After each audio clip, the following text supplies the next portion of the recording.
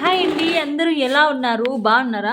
చాలా రోజుల తర్వాత కదా ఈ మామిడికాయలు తినడము. కానీ ఇవి తింటే ఏముంటదంటే గొంతులో నసనస అంటది నాకైతే గనక.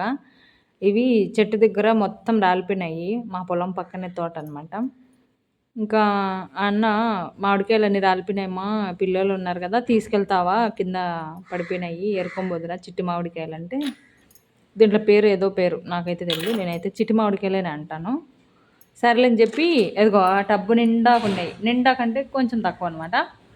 తీసుకొచ్చిన వెంటనే నీళ్ళు పోసేసాను. వాటిని కాడికి తినేసి ఇంకా మిగిలినోటికి వదిలేసినారు. తినడానికైతే బాగానే ఉన్నాయి. కానీ ఎక్కువ తినలేము ఎగుటుగాని. బాగా మాగిపోయినాయి. నాకైతే ఒక 5 కాయలు తినేసరికి చాలనిపించింది. ఇదైతే చెట్టుతోటి ఫ్రెష్‌గా మాగిపోయి ఉన్నాయి. ఇంకా చాలా ఉన్నాయి. గాలి బీభత్సంగా తోలుతుంది. అప్పుడొకటి రాలుతా ఉన్నాయి.